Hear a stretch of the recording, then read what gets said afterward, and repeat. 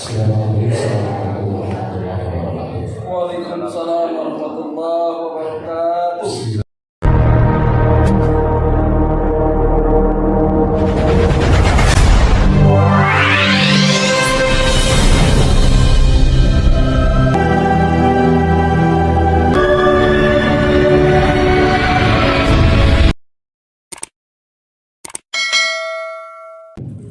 Assalamualaikum warahmatullahi wabarakatuh. Waalaikumsalam warahmatullahi wabarakatuh. Alhamdulillah, wassalatu wassalamu ala Rasulillah wa ala alihi wasahbihi wa man wala.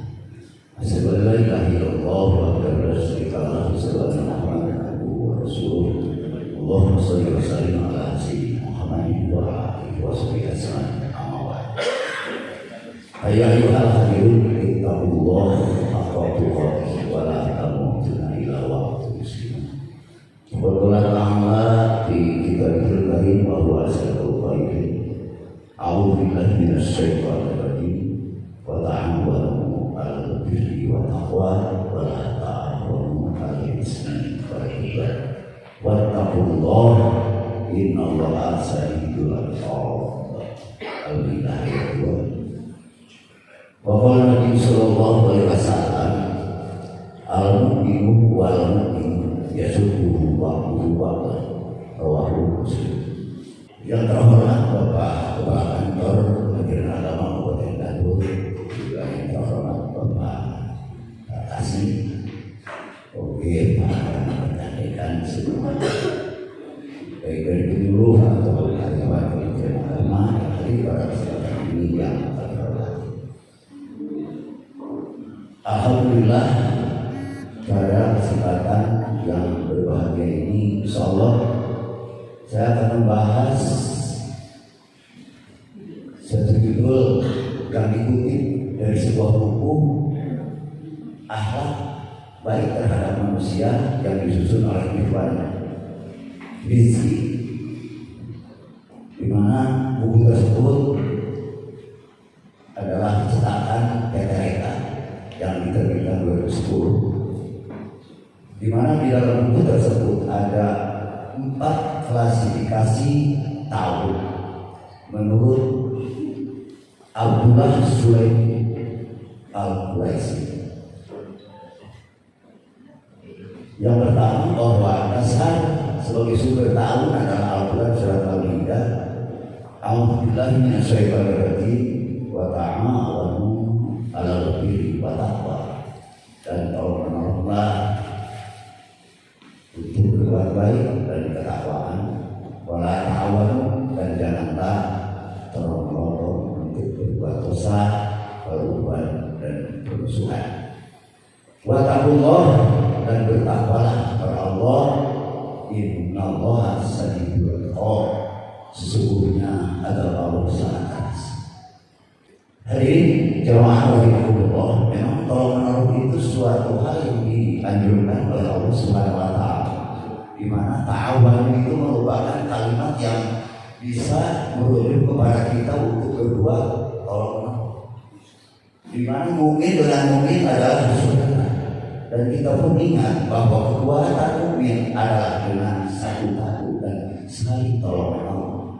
Dalam sebuah hadis yang diriwayatkan oleh Imam Muslim dinyatakan, al-mu'minu wal mu'mini yasudduhu ba'duhu ba'dan. Mukmin dengan mukmin adalah seperti kalbu sabar, kalbu liani, seperti suatu bangunan yasuddu yang saling menguatkan ba'duhu ba'dan, satu sama lain. Kita pun tahu bahwa bangunan Kementerian Agama yang begitu megah ini tidak bisa kuat dan kokoh apabila dibangun hanya satu bahan yang dikit, mungkin akan jelek, mungkin tidak akan terpakai. Tapi dengan kuat ini berbagai bahan yang bisa disatukan sehingga menjadi kokoh dan kuat. Ada batu, ada bata, ada pasir, ada semen, ada besi, ada air, sehingga terwujudlah bangunan yang semoga ini dan dipercantik dengan adanya, yaitu cement. Kemudian dalam hal klasifikasi ta'awun tersebut. Yang pertama yang dikatakan oleh Abdullah Sulaim Al-Quraisy, yaitu bagian pertama al-mu'in wal musta'in. Artinya dia itu suka menolong dan juga suka meminta tolong. Ta'awun saling menolong, dia menolong dan juga minta tolong. Dikatakan inpes atau seimbang. Maka wajar kalau seorang mukmin merasa tiba, merasa sakit hati, merasa khawatir dengan saudara kita di Palestina yang begitu terus-terusan yang hajar dibunuh, kita menyumbang dengan materi, dengan doa. Jangan bicara seperti ini. Kita juga masih banyak yang perlu dibantu, bukan orang yang beriman seperti itu. Yang kedua, lain yang kedua sifatnya itu dia tidak suka menolong dan juga tidak pernah meminta tolong. Sifat yang dua ini adalah tercela menurut itu. Kenapa? Karena yang namanya makhluk sosial hidup tidak bisa sendirian. Orang yang hidup berkeliaran sendiri hanyalah orang-orang yang sakit. Diajak bicara sulit, diajak senyum tidak bisa senyum, dan senyum sendiri bisa. Bahkan kan di masyarakat itu suka terjadi bahasa seperti ini. Ketika ibu-ibu abing-abingan pengajian, dalam satu waktu ada kesalahan, wajar karena manusia diuji oleh Allah. Diomongan banyak diceritakan orang, nyampe ke kadal antara pengajian antara campur gaul, bahasanya seperti ini. Ya, ini seperti ini sudah kemana-mana kalau diomongan. Apakah dia itu baik orang yang seperti itu? Simak sebuah hadis dari tafsir Ibnu Katsir dari tafsiran surat Al-Maidah ayat 2. Rasulullah sudah selalu bersabda, al-mu'minu yukhoribun nas wa yasbiru ala ma'adahu khairun wa ajrun minal ladzi la yukhoribun nas wa yasbiru ala ma'adahu. Rawahu Ahmad. Di hadis tersebut menyatakan, kata Rasulullah, mukmin yang suka bergaul dengan yang sesama manusia yang lain, kemudian dia bersabar dalam menghadapi berbagai macam cercaan, makian atau ujian dalam berhubungan dengan orang lain, itu khairun, lebih baik, wa aqoma ajro, dan mendapat pahala besar, minal ladzi, ketimbang orang-orang lain kholiqunas yang tidak suka bergaul, tidak suka bersama-sama orang lain, dan dia tidak bersabar manakala mendapat cercaan dan makian. Yang ketiga dinyatakan bahwa ta'awun dalam bentuk yang ketiga yaitu yasta'in waladi. Sifat manusia yang sama tercela dengan nomor 2, yaitu orang yang suka meminta pertolongan dan tidak pernah menolong. Hayang ngadi belewe, hayang ngadi tulungan, teu pernah nulungan bantu. Itu termasuk orang tercela. Dan harapan orang apabila dia menolong akan ada balasan dari itu. Ya kalau itu nomor 1 kan wajar, karena manusia pada dalam artian ada orang makhluk sosial, sok turungan batur di waktu orang berturungan wajar, ya termasuk baik. Itu nomor 3 gitu ya, melihat dari definisi bahwa orang itu senantiasa ingin ditolong dan tidak pernah dia itu tercela. Dan yang terakhir hadirin rahimahullah, yang keempat itu yu'min waladis. Tipe nomor 4 inilah orang orang yang berbiasa, orang yang suka menolong dan tidak pernah dia mengharapkan pertolongan. Itu tipe yang paling istimewa. Bukan malah mau ditolong, mau menolong, ditanya dulu.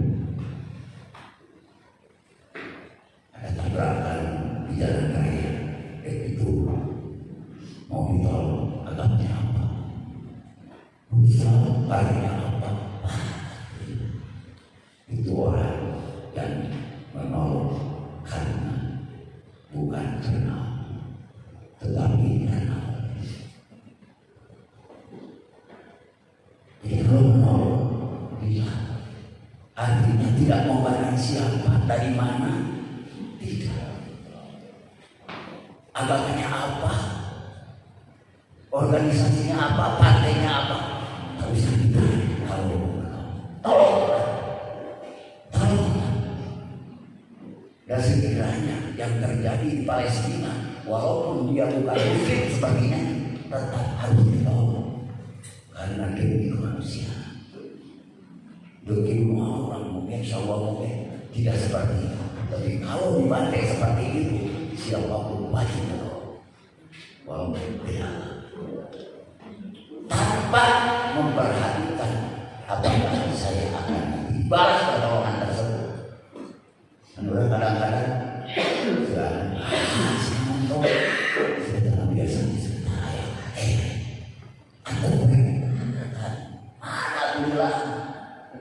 mana bilang dipersulit lagi.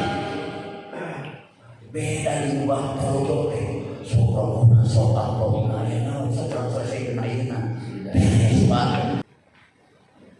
Allah akan menolong hambanya selagi hambanya menolong orang lain, menolong saudara. Jadi salah kurang hubungan dulu orang, salah kurang menolong saudara kita, pasti Allah akan menolong kita. Harapan pertolongan dari Allah karena dari manusia sangat terbatas.